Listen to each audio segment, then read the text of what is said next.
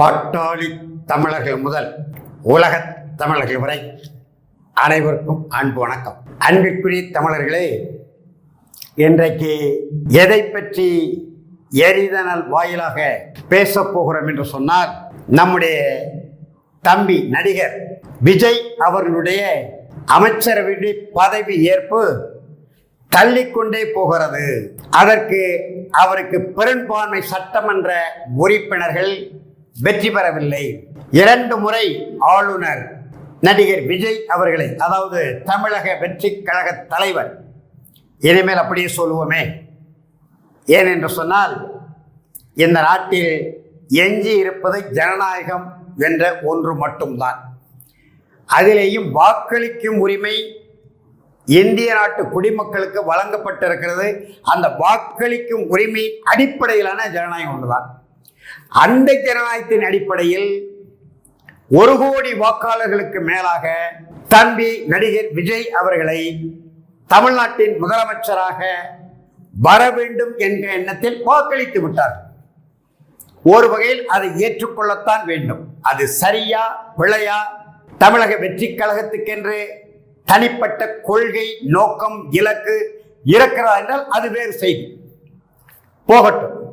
அந்த நிலையிலே இன்றைக்கு, நேற்று இந்திய கம்யூனிஸ்ட் கட்சி, மார்க்சிஸ்ட் கம்யூனிஸ்ட் கட்சி, திராவிட முன்னேற்ற கழகத்திலிருந்து நம்முடைய வெற்றி கழகத்திற்கு 4 சட்டமன்ற உறுப்பினர்கள் கட்டுப்பாடற்ற, அதாவது நிபந்தனையற்ற ஆதரவை தெரிவித்து விட்டார்.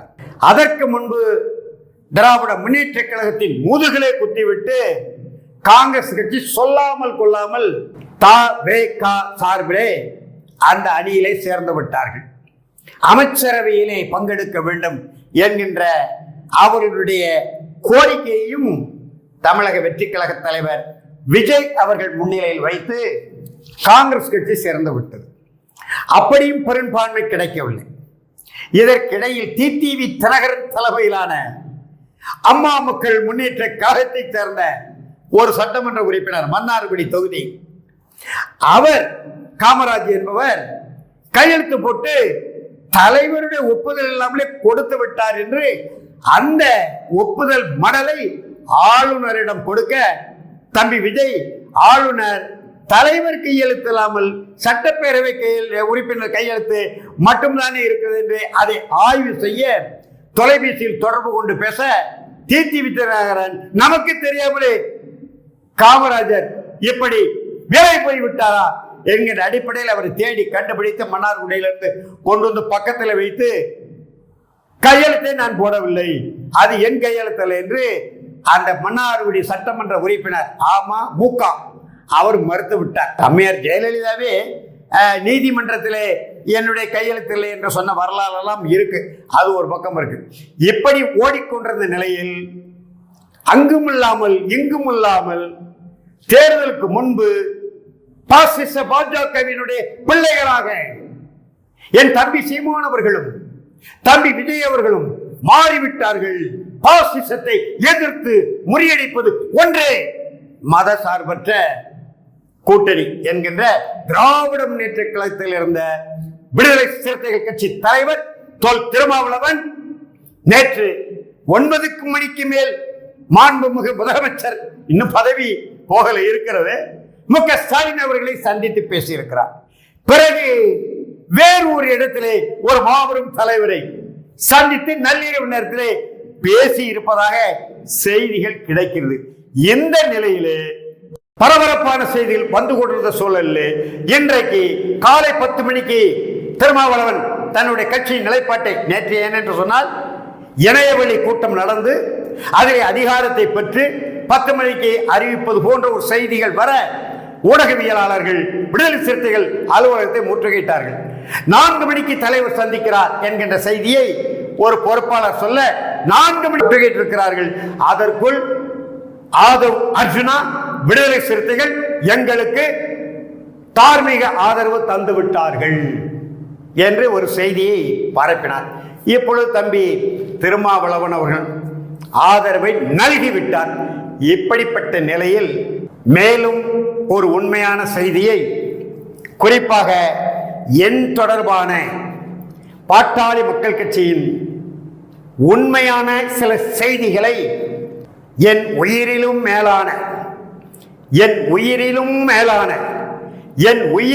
மேலான பாட்டாளி சொந்தங்களே என்று வாஞ்சையோடு பற்று பாசத்தோடு தமிழ் இன போராளி, சமூக நீதி சமநீதி காவலர் மருத்துவர் ஐயா அவர்கள் பாட்டாளி உறவுகளை அழைப்பார் கூட்டங்களில். அந்த பாட்டாளி உறவுகளுக்காக இந்த செய்தி. பாட்டாளி மக்கள் கட்சி என் தலைமையிலானதுதான் என்று தொடர்ந்து 5-6 முறை உயர் நீதிமன்றத்தில் தொடங்கி உச்ச நீதிமன்றம் வரை சென்று தேர்தல் ஆணையத்திலே முறையிட்டு எல்லாமே நமக்கு, அதாவது நம்முடைய தமிழின போராளி பாட்டாளி மக்கள் கட்சியினுடைய நிறுவனர் தலைவர் அவருக்கு எதிராக போன நிலையிலே வெற்றி கூட்டணி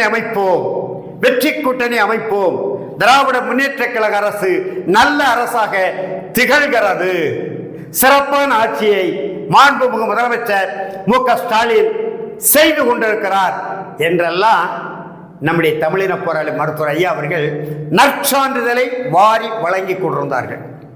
அதன் ஊடாக நம்முடைய மதிப்பிற்குரிய மருத்துவர் அன்புமணி அவர்கள் நான் தான் பாட்டாளி மக்கள் கட்சி என்று அனைத்து இந்திய அண்ணா திராவிட முன்னேற்ற கழக பொதுச் செயலாளர் எடப்பாடி பழனிசாமி அவர்களோடு பேசி 18 தொகுதிகளை பங்கிட்டு கொண்டு வந்துவிட்டார். 18 சட்டமன்ற உறுப்பினர்கள், அதாவது தொகுதிகள், ஒரு நாடாளுமன்ற மாநிலங்களவை, அதையும் அவர் வென்று விட்டார். அதிலேயும் பாட்டாளி மக்கள் கட்சியினுடைய தலைவராக மருத்துவர் அன்புமணி அவர்கள் உலகத்துக்கு காட்டிவிட்டார்கள். சரி, அப்படியானால் மருத்துவர் ஐயா, நிறுவனர் தலைவர் மருத்துவர் ஐயா தலைமையிலான நானும் இருக்கிற பாட்டாளி மக்கள் கட்சி தலைவர் கோகா மணி, இல்ல மன்னிக்கிறேன், இப்ப அவரு ஜி.கே. மணி திராவிட முன்னேற்ற கழகத்தோடு பேசிக் கொண்டிருக்கிறேன். கணிசமான தொகையில் நமக்கு கிடைக்கும் என்ற ஒரு பெரிய நம்பிக்கையை நம்முடைய தமிழின போராளி மருத்துவர் ஐயா அவர்களிடத்திலே ஏற்படுத்தி விட்டார். இறுதியில் மார்ச் மாதம் 10ஆம் தேதிக்கு பிறகு திராவிட முன்னேற்ற கழகத்தின் கூட்டணி கதவுகள் சாத்தப்பட்டன. இடையிலே குறுக்கே பாய்ந்தது யார்? விடுதலை சிறுத்தைகள் கட்சி தலைவர் தொல் திருமாவளவன். திராவிட முன்னேற்ற கழகம் எந்த கட்சியோடு கூட்டணி வைக்க வேண்டும், கூட்டு வைக்க வேண்டும் என்பதை அந்த தலைமை முடிவு செய்யும். அதிலே நாங்கள் குறுக்கிட மாட்டோம். அதே நேரத்தில் சாதிவாத கட்சியான பாட்டாளி மக்கள் கட்சி கூட்டணியில் இடம்பெற்றால் நாங்கள் இடம்பெற மாட்டோம். மதவாத கட்சியான பாசிச பாரதிய ஜனதா கட்சி கூட்டணியிலே நாங்கள் பங்கு பெற மாட்டோம் என்று குறுக்கு சால் ஓட்டினார். கதவுகள் அடைக்கப்பட்டது. ஐயாவுடைய நிலையை அறிந்து எனக்கு துளியும் அதிலே உடன்பாடு இல்லை. எதிலே? தமிழக வெற்றி கழகத்தோடு பாட்டாளி மக்கள் கட்சி உழைக்கும் மக்களுக்கான கட்சி, மிக மிக மிக பிற்படுத்தப்பட்ட மக்களுக்கான கட்சி, அந்த மக்களின் சமூக நீதி கோட்பாட்டிற்காக ஒரு மிகப்பெரிய புரட்சியை தலைமையேற்று நடத்திய கட்சி, அந்த புரட்சியில 21 வன்னிய குல தமிழர்களை பலி கொடுத்த கட்சி, அந்த வன்னிய குல தமிழர்களின் கல்லறையிலே கட்டி எழுப்பப்பட்ட பாட்டாளி மக்கள் கட்சி 2 ஆண்டுகளுக்கு முன்பு கட்சி தொடங்கிய எந்த கொள்கையும் அறிவிக்காமல், எந்த கோட்பாட்டையும் சொல்லாமல், எங்கள் கட்சிக்கான இலக்கு என்னதான் என்று சான்று காட்டாமல் திரை கவர்ச்சி ஒன்றே மூலதனமாக கொண்டு தொடங்கப்பட்ட தமிழக வெற்றி கழகத்தில் கூட்டணி சேர எனக்கு உடன்பாடு இல்லை. கடுமையான திறனாய்வுகளை அந்த கழகத்தின் மீது வைத்திருக்கிறேன், அதன் தலைவர் விஜய் மீது வைத்திருக்கிறேன். அப்படிப்பட்ட நிலையில் தமிழின போராளி மருத்துவர் ஐயா அவர்களுக்கு இப்பேற்பட்ட தலைவர், புரட்சி தலைவர் என்றால் அவர்தான் நான் சொல்வேன். அவர் நடத்திய புரட்சியை பார்த்தவர், இந்த நாட்டிற்கு தன்னுரிமை கோட்பாட்டை மீண்டும் வலியுறுத்தி அதற்காக தனியாக மாநாடு போட்டு 1992 தமிழ்நாட்டிற்கு தன்னுரிமை வேண்டும் என்று கோரிய தலைவர். தமிழீழ விடுதலை புலிகள் அமைப்பிற்கு 1991 அம்மையார் ஜெயலலிதா முதலமைச்சராக இருந்து தடை விதித்த போது ஆதரித்தால் 7 ஆண்டு சிறை என்று சொன்ன போது 7 ஆண்டுகள் என்ன 7 ஆண்டு 70 ஆண்டுகள் சிறை என்றாலும் நான் சிறைக்கு செல்வேன், எனக்கு பின்னால் என் மகன் செல்வான், என் மகனுக்கு பின்னால் என் பேரன் செல்வான் என்று 10 லட்சம் தமிழர்களை திரட்டி முழங்கி பெரியாரிலிருந்து மெரினா கடற்கரை வரை தேசிய தலைவர் மேதகவி பிரபாகரன் படத்தை சுமந்து சென்ற அந்த தடையெல்லாம் உடைத்த மாபெரும் தலைவர். அவர் நிலையறிந்து நானே கீழே இறங்கி எனக்கு கிடைத்த சில தகவல்களின் அடிப்படையில், தொடர்புகளின் அடிப்படையில் பிப்ரவரி மாதம் 15ஆம் தேதி இரவு 8 மணிக்கு தமிழக வெற்றி கழகத்தின் தலைவர் தம்பி விஜயனுடைய தந்தையார் சந்திரசேகர் அவர்களை அவருடைய இல்லத்திலே சந்தித்து 20 நிமிடம் பேசினேன். மிக மிக மிக மிக கமுக்கமாகத்தான் இந்த பேச்சுவார்த்தை தொடங்கினேன். ஐயா அவர்களுக்கும் தெரியும், ஐயா அவர்களின் அருந்தவ புதல்வி, நம்முடைய பெரும் மதிப்பிற்கும் பேர் அன்பிற்கும் உரிய தங்கை ஸ்ரீகாந்தி பரசுராமன் அவர்களுக்கும் தெரியும், வேற யாருக்கும் தெரியாது. ஆனால் திரு சந்திரசேகர் அவர்களை நான் சந்தித்தது தமிழக வெற்றி கழகத்தின் தலைமையகத்துக்கு தெரிந்து, அங்கிருந்து முன்னாள் அமைச்சர் புதிய வரவான அந்த கட்சியிலே செங்கோட்டையனுக்கு தெரிந்து, செங்கோட்டையன் நம்முடைய பாட்டாளி மக்கள் கட்சியினுடைய பொருளாளர் மன்சூர் அவர்களிடம் கேட்க, யார் இந்த வியனரசு என்று கேட்க, அப்படி இப்படி என்று தோட்டத்தில் நம்முடைய அன்புமணி அவர்கள் சொல்லுகிறார் பாருங்க, அந்த பூசாரி கூட்டம் முழுவதும் தெரிந்துவிட்டு அவர்கள் என்ன நினைத்தார்கள் என்றால், என்னிடம் நேரடியாக கேட்டிருக்கலாம், நிலைமை என்ன என்று அறிந்திருக்கலாம், இந்த கூட்டணி சரியாக வருமா வராதா என்று ஆய்வு செய்திருக்கலாம், வரும் என்றால் தலைமையிலே அவர்கள் முடிவெடுத்து அடுத்த கட்ட நகர்வை நோக்கி சென்றிருக்கலாம். எதுவுமே செய்யாமல் வீரரசன் முயற்சி செய்கிறாராம். ஒருவேளை பாட்டாளி மக்கள் கட்சியும் தமிழக வெற்றி கழகம் கூட்டணி அமைத்து விட்டால் ஐயா நெஞ்சில் நீங்காத இடத்தை பெற்று விடுவார்.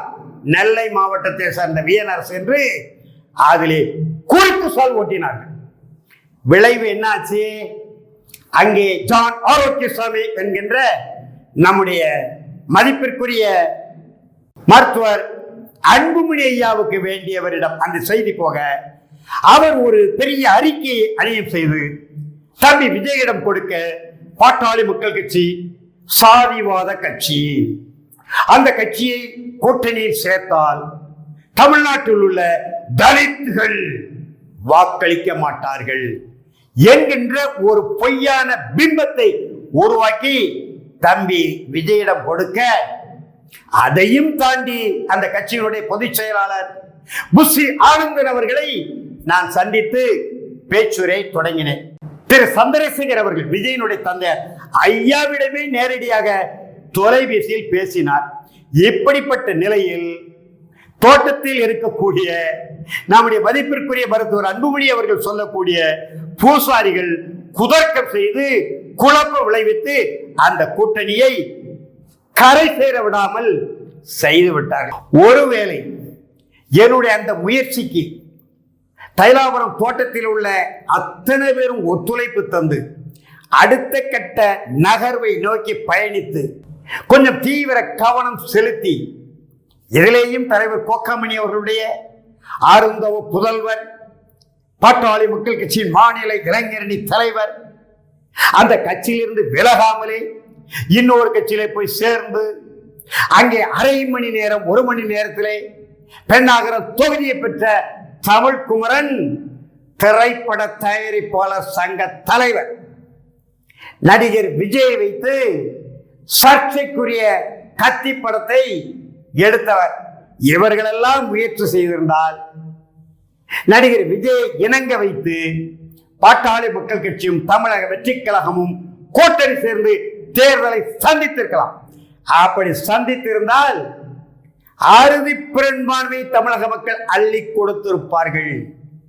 எந்த கட்சியினுடைய அலுவலக படிக்கட்டுகளையும் இன்றைக்கு போயிட்டு இருக்கிறார் பாருங்க, இந்திய கம்யூனிஸ்ட் கட்சி படிக்கட்டுகள், மார்க்சிஸ்ட் கம்யூனிஸ்ட் கட்சி படிக்கட்டுகள், அப்புறம் காங்கிரஸ் கட்சி, இன்றைக்கு விடுதலை சிறுத்தைகள் அல்லது நாளைக்கு விடுதலை சிறுத்தைகள் அலுவலகத்தில் போய் சால்வை அணிவித்து பொன்னாடை போர்த்தி நன்றி தெரிவிக்கிறார் பாருங்க. இந்த தேவையே இருந்திருக்காது.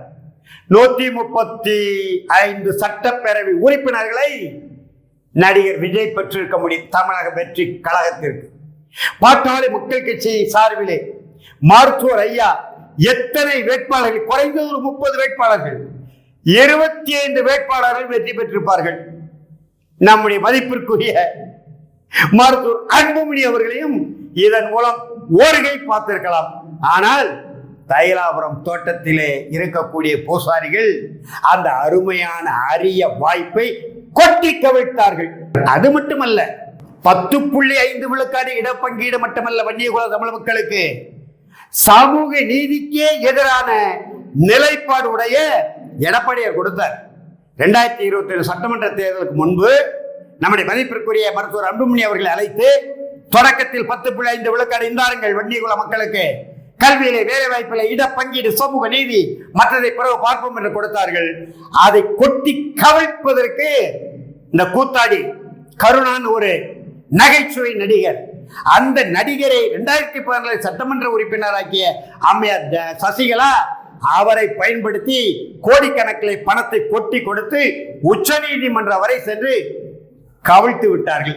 அந்த சசிகலாவோடு கூட்டணி 95 தென் மாவட்டங்களிலே, குறிப்பாக தூத்துக்குடி மாவட்டங்களிலே கொடியங்குளம் பகுதியிலே கலவரம் ஏற்பட்டு அன்றைக்கு மாவட்ட ஆட்சியராக இருந்த பன்னீர்செல்வம் இந்த அம்மாவோட உறவினர் என்ற அடிப்படையில் முழு கலவரங்களுக்கும், குறிப்பாக தேவேந்திரகுல மக்கள் மீது தொடுக்கப்பட்ட சமூக அநீதிகளுக்கு, அடக்குமுறைகளுக்கு, ஒடுக்குமுறைகளுக்கு காரணம் இந்த அம்மா சசிகலா என்று இருக்கிறது. இரண்டாவது. மூன்றாவது, சட்டப்படி நீதிமன்ற தீர்ப்பின்படி வருமானத்திற்கு அதிகமாக சொத்து சேர்த்தார், அந்த சொத்தை வாங்குவதற்கு கையூட்டு வாங்கி இருக்கிறார், குற்றவாளி என்று தீர்ப்பு சொல்லப்பட்டு 4 ஆண்டு சிறையில் இருந்தவர். இவரை சேர்க்கலாமா? கூட்டணி சேர்ந்தார்கள். எனக்கு முற்றிலும் உடன்பாடு என்று நன்றி வணக்கம் ஐயா என்று விடைபெற்று சென்றேன். எதற்காக இதை சொல்கிறேன் என்றால், இன்றைக்கு ஊடகங்களிலே ஒரு செய்தி வந்து வியந்து போன நான், விஜயை அமைச்சரவை அமைக்க ஆளுநர் அழைக்க வேண்டும் என்று தமிழின போராளி மருத்துவர் ஐயா சொன்னால் அது ஒரு ஜனநாயக கோட்பாடு, அதை ஏற்கலாம், வரவேற்கலாம். ஐயா வந்து எப்படி ஒரு அறிக்கை கொடுத்திருக்கார் என்று. ஆனால் தம்பி தொல் திருமாவளவனுக்கு வேண்டுகோள், நீங்கள் 2 சட்டமன்ற உறுப்பினர்களையும் விஜயை ஆதரிக்கின்ற நிலைப்பாடு எடுங்கள் என்று ஐயா கொடுத்ததுதான். அவர் எடுக்கட்டும், திருமாவளவன் எடுக்கட்டும். இரண்டாவது, திராவிட முன்னேற்ற கழக தலைமையில் இருக்கக்கூடிய விடுதலை சிறுத்தைகள் கட்சி, திராவிட முன்னேற்ற கழக கூட்டணியில் பாமக சேராமல் இருப்பதற்கு மிகப்பெரிய தடைக்கல்லாக இருந்த விடுதலை சிறுத்தைகள் கட்சி, அந்த கட்சிக்கு தமிழின போராளி மருத்துவர் ஐயா அவர்கள் தம்பி தொல் திருமாவளவன் அவர்கள், தம்பி என்று சொல்லலாம், நானே ஆவணமெல்லாம் வைத்திருக்கிறேன், ஐயாவிட கையெழுத்து பெற்று தொல் திருமாவளவன் தொடர்பான ஒரு பாராட்டு இதழ் அணியும் செய்து ஐயாவிட கையெழுத்தெல்லாம் வாங்கி வச்சிருக்க ஆவணம் நான் வச்சிருக்கேன், அது வேறு.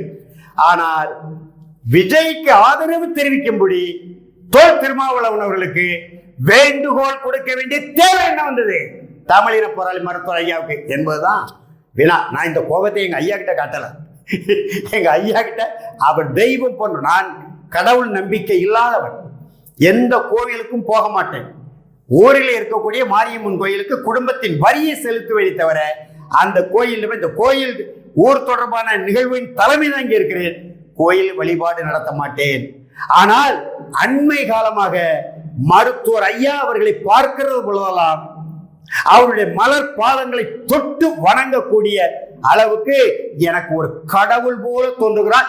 இன்றைக்கும் அதிலிருந்து இம்மி அளவும் அந்த எண்ணத்தை நான் மாற்றிக்கொள்ள மாட்டேன். இன்றைக்கும் எனக்கு ஒரு இறைவன் வடிவிலே தான் தமிழின போராளி மருத்துவர் ஐயா அவர்கள் காட்சி அளிக்கிறார்கள். அப்படிப்பட்ட மருத்துவர் ஐயா தம்பி தொல் திருமாவளவனுக்கு வேண்டுகோள் விடுத்திருப்பது என்பது எந்த பாட்டாளி சொந்தங்களாலும் ஏற்க முடியாத வேதனையான செய்தி என்கின்ற அடிப்படையிலே இந்த செய்திகளை, சில உண்மைகளை புள்ளி விளக்கங்களோடு ஐயாவுடைய உயிரிலும் மேலான பாட்டாளி சொந்தங்களுக்கு விளக்குவதுடன், உலகத் தமிழர்களே, தமிழ்நாட்டு அரசியலை தெரிந்து கொள்ளுங்கள், புரிந்து கொள்ளுங்கள். ஏனென்று சொன்னால் நீங்கள் எதிர்பார்க்கிற தமிழ் தேசிய கனவு கனவாகத்தான் இருக்கிறது. தொடர்ந்து களமாட வேண்டிய நிலையில் தமிழ் தேசிய களப்பணியாளர்கள் தள்ளப்பட்டிருக்கிறார்கள் என்கின்ற செய்தியை உலகெங்கும் பறந்து வாழும் தாய் தமிழ் உறவுகளோடு பகிர்ந்து விடைபெறுகிறேன். நன்றி, வணக்கம்.